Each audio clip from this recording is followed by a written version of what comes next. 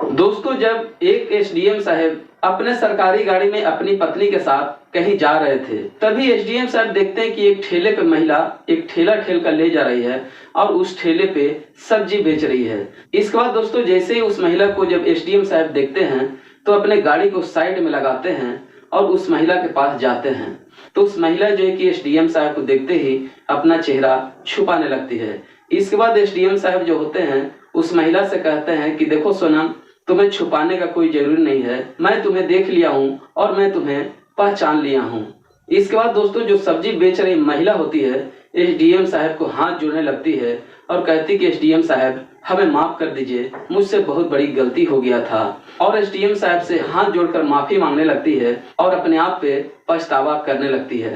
तो दोस्तों, ऐसा आखिर क्या था कि उस महिला ने उस एसडीएम साहब को माफी मांगने लगा और उनसे हाथ जोड़कर कहने लगा कि मुझसे बहुत बड़ी गलती हो गई। और एसडीएम और उस महिला में दोनों ऐसा क्या संबंध था? तो दोस्तों, आइए इस कहानी को, पूरी सच्ची घटना को हम इस वीडियो में बताते हैं। तो दोस्तों, कहानी सुनाने से पहले आप लोगों से एक मेरा छोटा सा रिक्वेस्ट है कि अगर आप मेरे चैनल पर पहली बार आए हैं तो चैनल को सब्सक्राइब करके वीडियो पर एक लाइक जरूर कर दीजिएगा।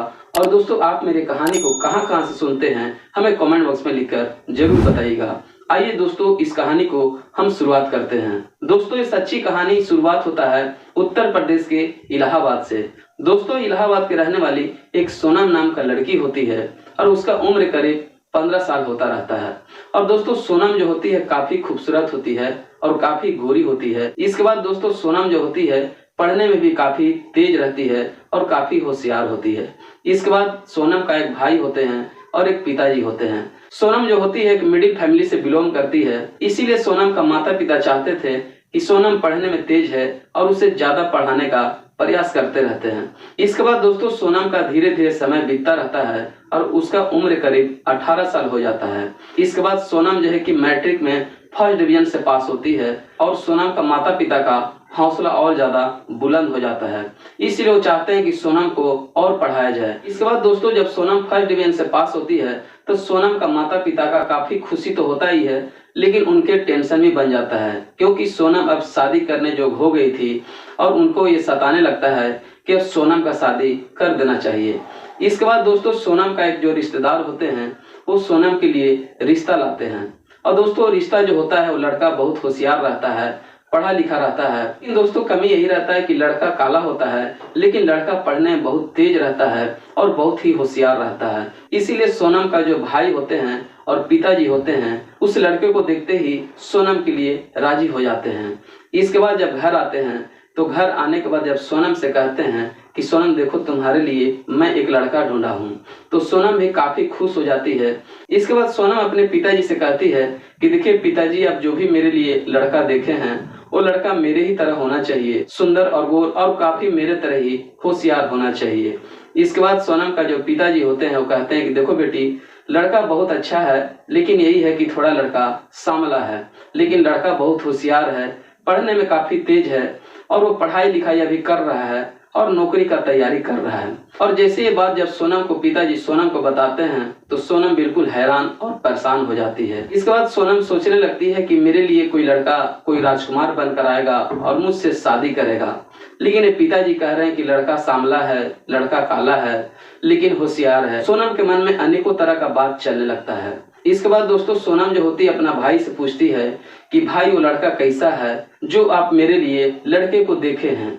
इसके बाद सोनम का जो भाई होता है अपना मोबाइल में उस लड़के को फोटो दिखाता है। अब दोस्तों, जैसे ही सोनम का भाई जब उस लड़के को फोटो दिखाता है तो सोनम बिल्कुल ही हैरान और परेशान हो जाती है क्योंकि उस फोटो में लड़का जो है कि काला दिखता रहता है। इसके वजह से सोनम बिल्कुल ही हैरान और परेशान हो जाती है। लेकिन दोस्तों, सोनम के इतना जरूर डर था कि वो अपने पिताजी को ना कह सकती थी। दोस्तों, आज भी देहात में इतना लड़कियां का पर्दा जरूर है कि अपने माता पिता के सामने कभी शादी से इनकार नहीं कर सकती है, लेकिन सोनम को अपने अंदर उस लड़के को फोटो देखने के बाद उसका मन में हीन भावना चलने लगता है।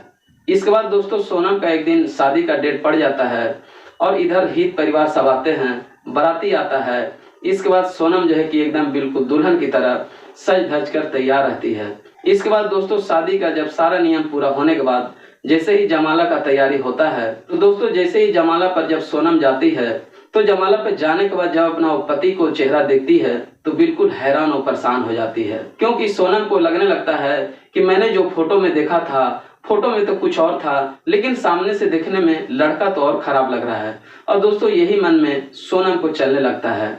इसके बाद दोस्तों जयमाला का तैयारी हो जाता है और जैसे ही दोस्तों जब लड़का लड़की एक दूसरे को गले में माला पहनाते हैं तो लड़का जो है कि सोनम को गले में माला पहना देता है, लेकिन सोनम जो है कि लड़के को गले में माला नहीं पहनाती है। इसके बाद सोनम का उसी जयमाले पे सहेली लोग होती है, वो भी देखते हैं जब उस लड़के को तो बिल्कुल हैरान और परेशान हो जाते हैं। इसके बाद सोनम से कहते कि सोनम ये तुम्हारा पिताजी क्या कर दिए। तो सोनम और अपना सहेली की बात सुनकर और परेशान हो जाती है, क्योंकि सोनम पढ़ाई टाइम से ही वो सोच रखी थी कि मुझे जिस लड़के से शादी होगा वो कोई राजकुमार होगा और मेरे तरह ही सुंदर और स्मार्ट होगा, और इसका बात यही दिमाग में चलता रहता है। इसके बाद दोस्तों सोनम जो होती है उस लड़के को माला डालने से इनकार कर जाती है। इसके बाद सोनम का जो माता पिता होते हैं वो बहुत समझाने का कोशिश करते हैं, लेकिन सोनम अपने माता पिता का बात बिल्कुल नहीं मानता है। इसके बाद सोनम का जो भाई होता है सोनम को दबाव देने लगता है और कहने लगता है कि देखो सोनम, आज मेरे घर पे बारात आया है, इसलिए इज्जत का सवाल है, तुम इस लड़के से शादी कर लो, आगे जो होगा देखा जाएगा। लेकिन दोस्तों सोनम जो होती है अपने भाई और अपने पिताजी का बिल्कुल भी बात नहीं सुनती है और शादी से इनकार कर जाती है और उसी जयमाले से उसी टाइम उतर जाती है। इसके बाद दूल्हे के जो पिताजी होते हैं वो भी हैरान हो जाते हैं और परेशान हो जाते हैं, लेकिन दोस्तों दूल्हा जो होता है बिल्कुल चुप रहता है, सुनता रहता है, सब देखता रहता है, लेकिन दूल्हा एक शब्द भी वहां पे नहीं बोलता है, क्योंकि दूल्हा दोस्तों वाकई में बहुत समझदार था और बुद्धिजीवी था। देखने में भले काला था लेकिन उसका दिल दिमाग बिल्कुल शांत था। इसके बाद दोस्तों सोनम का जो पिताजी होते हैं और भाई होते हैं सोनम को शादी जबरदस्ती कराने के लिए सोनम को मजबूर करने लगते हैं। तभी दोस्तों उसी गांव का एक आदमी होता है, वो पुलिस को फोन कर देता है। दोस्तों पुलिस करीब आधे घंटे के बाद जब वहां आता है तो देखता है कि सोनम का पिताजी और सोनम का भाई सोनम के बहुत ज्यादा शादी करने के लिए सोनम को दबाव दे रहे हैं, उसे प्रताड़ित कर रहे हैं।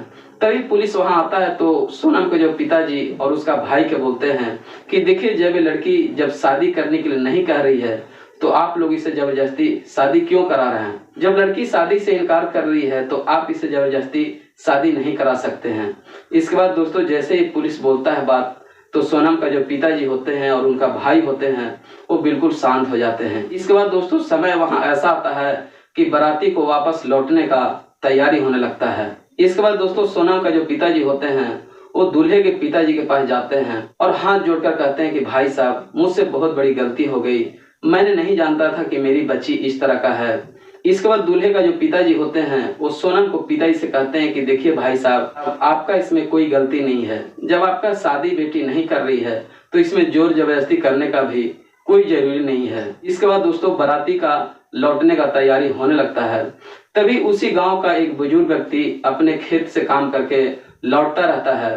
तभी उसे पता लगता है कि सोनम जो थी वो अपना शादी ठुकरा दी है, क्योंकि लड़का काला था। इसीलिए उसी दूल्हे के पिताजी से हाथ जोड़कर कहता है कि भाई साहब आप बुरा न माने तो मैं आपको एक बात कह सकता हूँ। तभी दूल्हा का जो पिताजी होते हैं वो कहते हैं कि बोलिए अब बुरा रहिए क्या गया है, जो होना था से तो हो ही गया। तभी जो है कि वो व्यक्ति जो होता है दूल्हे के पिताजी से कहता है कि देखिए भाई साहब मेरी बच्ची काफी खूबसूरत है, लेकिन यही है कि मेरी बेटी पढ़ी लिखी नहीं है, लेकिन काफी होशियार है, वो घर को अच्छा से चलाएगी रखेगी, आप लोग का सेवा सत्कार करेगी, वो अपना पति को अच्छे से सेवा सत्कार करेगी और मैं चाहता हूं कि मैं अपने बेटी के आपके लड़के से शादी कर दूं। भाई साहब मैं तो आपको दान दहेज तिलक नहीं दे सकता हूं, लेकिन मैं गरीब हूं, आप मेरे बच्ची को देख लीजिए, अगर आपको मेरी बच्ची पसंद पड़ता है तो आपको बाराती घुमाने का नौबत नहीं आएगा। अब दोस्तों जैसे ये बात जब उस व्यक्ति बोलता है तो दूल्हे के जो पिताजी होते हैं वो सोचने पे मजबूर हो जाते हैं कि मैं भी अगर बारात बुरा कर ले जाता हूँ तो गांव में बदनामी होगा मेरे। और दोस्तों पहले के समय में अगर किसी को दूरे से अगर बारात लौट जाता था तो उन्हें गांव और समाज से बहुत ज्यादा वो नीचा देखा करते थे। इसलिए दूल्हे का जो पिताजी भी होते हैं उस व्यक्ति को बात मानकर और उनकी लड़की से शादी कर देते हैं। दोस्तों दूल्हा भी जो होता है बिल्कुल तैयार हो जाता है, दूल्हा भी कोई इनकार नहीं करता है। इसके बाद दोस्तों दोनों का शादी ब्याह धूमधाम से होता है और उस लड़की को लेकर अपने गांव चले आते हैं। दोस्तों उस लड़के का नाम संदीप होता है। इसके बाद धीरे धीरे इसी तरह दोनों का समय बीतने लगता है। इसके बाद दोस्तों सोनम जो होती है अपना घर से इलाहाबाद आती है और वहीं पर रह के एक छोटा सा जॉब करने लगती है और बहुत ही हंसी खुशी से अपना जिंदगी गुजारने लगती है। तो उसी जगह के रहने वाले एक विशाल नाम का लड़के से सोनम को धीरे धीरे प्यार होने लगता है। इसके बाद दोस्तों विशाल भी जो होता है सोनम के पीछे दीवाना हो जाता है। लेकिन दोस्तों विशाल जो होता है सोनम से पहले कई लड़कियों के साथ उसका अवैध संबंध चल रहा था और कई लड़कियों के साथ इसी तरह प्यार मोहब्बत करता था और इसी तरह सबको छोड़ देता था। और ये सब बात सोनम को बिल्कुल पता नहीं होता है कि विशाल हमारे सिवा कई लड़कियों के साथ उसका अवैध संबंध चल रहा है। और यही सब सोनम सोचती और समझती नहीं है और वो विशाल से प्यार कर बैठती है। इसके बाद जब 1 साल बीत जाता है तो सोनम अपने घर पे फोन करती है और अपने पिताजी से कहती है कि पिताजी मैं एक लड़के से शादी करना चाहता हूँ और वो लड़का भी मुझे बहुत प्यार करता है और मैं भी उससे बहुत प्यार करता हूँ। जब ये बात सोनम अपने घर पे कहती है तो उसके घर वाले भी और माता पिता भी एग्री हो जाते हैं, क्योंकि सोनम का माता पिता भी समझ जाते हैं कि सोनम एक बार शादी करने से इनकार कर दी है और वो दूसरा बार ऐसा होना नहीं चाहते थे। इसीलिए वो सोनम को कहते ही उनका पिताजी राजी हो जाते हैं। इसके बाद बहुत ही धूमधाम से विशाल को और सोनम का शादी हो जाता है। इसके बाद सोनम जो है कि विशाल का जब घर आती है तो दोनों ही काफी खुश रहते हैं और बहुत ही अच्छे तरीके से दोनों का चलने लगता है। लेकिन दोस्तों जैसे ही जब 6 महीना वक्त गुजर जाता है सोनम और विशाल का शादी का, और सोनम से छुप छुप कर विशाल जो है कि दारू पीता रहता है और सोनम को ये सब बिल्कुल पता नहीं रहता है। धीरे धीरे दोस्तों इसी तरह समय बीतता है। जब सोनम का शादी का 1 साल हो जाता है तो सोनम का एक सुंदर सी लड़की जन्म लेता है और इसी तरह समय कुछ दिन और बीतता है। इसके बाद दोस्तों विशाल जो होता है शराब पीकर अपना घर आने लगता है और अपने पत्नी के सामने ही कई लड़कियों से विशाल फोन पे बात करने लगता है और ये सब सोनम को बिल्कुल भी पसंद नहीं होता है। सोनम बहुत ही विशाल अपने पति को समझाने का कोशिश करता है लेकिन विशाल बिल्कुल ही अपने पत्नी की बात नहीं सुनता है। और दोस्तों इसी तरह विशाल और सोनम का धीरे धीरे विवाद चालू हो जाता है और विशाल अब और डेली अपने घर पे शराब पीकर आने लगता है। इसके बाद दोस्तों समय इसी तरह गुजरते रहता है। एक दिन सोनम का एक और बच्चा जन्म लेता है, यानी कि सोनम का अब 2 बच्चे हो गए थे। अब सोनम का जिम्मेदारी बढ़ने लगता है, उसका खर्च बढ़ने लगता है, लेकिन जो उसका पति होता है विशाल वो बिल्कुल भी उसे एहसास नहीं होता कि मेरे घर में 2 बच्चे हैं और हमारी पत्नी को कैसे ख्याल रखना है। और दोस्तों विशाल जो है कि शराब और बढ़ा देता है। अब जो भी विशाल कमाता था वो अपने ही शराब पीकर अपने ही में मगन रहता था। वो अपने बीवी बच्चों को बिल्कुल भी ध्यान नहीं देता रहता है। इसीलिए सोनम भी अपने पति से काफी परेशान हो जाती है। इसके बाद दोस्तों एक दिन विशाल जो होता है वो काफी शराब पीकर आता है और अपने घर आते ही लड़की से बात करता रहता है।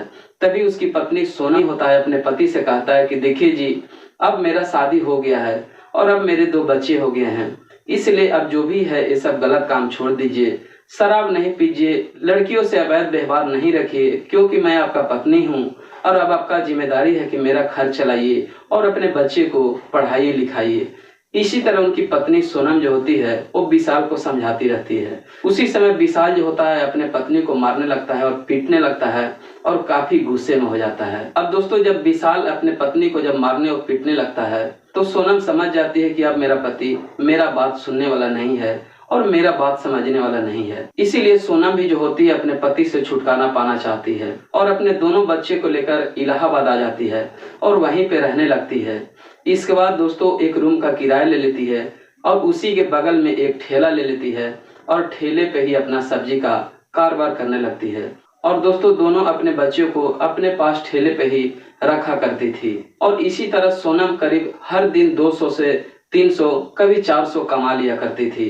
और दोस्तों इसी तरह सोनम का गुजारा हो रहा था। और दोस्तों सोनम का सब्जी बेचते बेचते करीब 3 महीना जब गुजर जाता है तो इधर जो संदीप जो था जिससे सोनम का शादी पहले होना था वो लड़का का एक नौकरी हो जाता है और वो SDM बन जाता है। और सोनम को जैसे ये बात पता लगता है तो सोनम अपने आप को कोसने लगती है और कहने लगती है कि मैं उस दिन अगर अपने पिताजी और भाई का अगर बात मान लेता तो मेरा आज ये नौबत नहीं आता। आज हमें एहसास हो रहा है कि मैंने विशाल को सुंदरता पे चला गया, लेकिन आज मुझे ये दिन देखना पड़ रहा है। और यही सब सोनम सब्जी बेचती रहती है और यही सोचती रहती है और दोनों बच्चे उसके ठेले के पास वहीं खड़ा रहता है।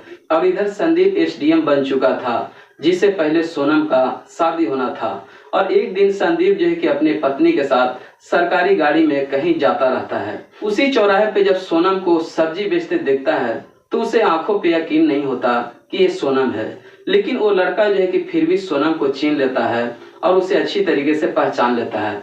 इसके बाद अपना गाड़ी साइड में लगाता है और एसडीएम साहब जो होते हैं संदीप, वो सोनम के पास जाते हैं। इसके बाद सोनम भी जो है कि जब संदीप को देखती है तो बिल्कुल हैरान और परेशान हो जाती है और अपने साड़ी से अपने मुंह को छिपाने लगती है। तभी एसडीएम साहब जो होते हैं कहते हैं कि सोनम, तुम्हें चेहरे अब छिपाने से छिपने वाला नहीं है, क्योंकि मैं तुम्हें अच्छी तरीके से पहचान लिया हूँ और चीन लिया हूँ। इसके बाद दोस्तों जैसे ही संदीप एसडीएम साहब जब ये बात बोलते हैं तो सोनम वहीं पे फूट फूट कर रोने लगती है और दोनों हाथ जोड़कर एसडीएम साहब से माफी मांगने लगती है और कहने लगती है कि मैं उस दिन अगर अपने माता पिता का बात मान लेता, अपने भाई की बात मान लेता, तो मैं इस हालत में आज नहीं होता। इसके बाद एसडीएम साहब जो होते हैं वो सोनम से कहते हैं कि देखो, जो भी होता है अच्छे के लिए होता है, शायद तुम्हारा नसीब में मैं नहीं था, इसलिए पछतावा करने का कोई जरूरी नहीं है। लेकिन हाँ, तुम ये बताओ कि मुझे भी पता हुआ था कि तुम्हारा बहुत ही अच्छे घर में शादी हुआ है, लेकिन आज तुम यहाँ पे सब्जी बेच रही है और ये दो छोटे छोटे ये बच्चे कौन हैं। तभी जो है कि सोनम वहाँ पे फूट फूट कर रोने लगती है और डीएम साहब से अपने पति का गलतियों का सारी बात जो है कि संदीप को बताने लगती है। और दोस्तों जैसे ये बात जब एसडीएम साहब सुनते हैं तो भी हैरान और परेशान हो जाते हैं और सोनम से कहते हैं कि देखो सोनम, जो भी होता है अच्छे के लिए होता है, शायद मैं तुम्हारा नसीब में नहीं था, इसलिए अपने नसीब को मत कोसो। अगर तुम्हारी कोई भी जरूरी पड़े, मैं इसी इलाहाबाद में मेरा पोस्टिंग है। इसके बाद दोस्तों वहां से एसडीएम साहब जाते हैं और अपने गाड़ी में बैठ जाते हैं। जब अपने गाड़ी में बैठते हैं तो उनकी पत्नी जो होती है अपने पति संदीप से पूछती है, जिस लड़की से आप बात कर रहे हैं वो शायद मेरे गांव के सोनम लग रही है। तभी एसडीएम साहब जो होते हैं अपने पत्नी से कहते हैं कि हाँ, वही है जिससे मेरे पहले शादी हो रहा था और वो सोनम ही है। इसके बाद दोस्तों वहां से दोनों पति पत्नी चले जाते हैं। दोस्तों कहानी यहीं खत्म होता है। लेकिन दोस्तों सोनम अगर अपने माता पिता का बात मान लेता तो सोनम का ऐसा नौबत नहीं आता। दोस्तों कभी अपने माता पिता अपने बच्चों के लिए कभी गलत नहीं सोचते हैं। हरदम अपने माता पिता अपने बच्चों के लिए अच्छा ही सोचते हैं और भला ही सोचते हैं। और जो बच्चा अपने माता पिता का बात नहीं मानता है वो रास्ते से भटक जाता है और उसका एक दिन इसी तरह का कोई समस्या आता रहता है। तो दोस्तों कहानी यही खत्म होता है। दोस्तों ये कहानी आपको कैसा लगा हमें कमेंट करके जरूर बताइएगा और इस कहानी के बारे में आपकी क्या प्रतिक्रिया है हमें कमेंट बॉक्स में लिखकर जरूर बताइएगा। और दोस्तों अगर आप मेरे चैनल पर पहली बार आए हैं तो चैनल को सब्सक्राइब करके वीडियो पर एक लाइक जरूर कर दीजिएगा। धन्यवाद दोस्तों।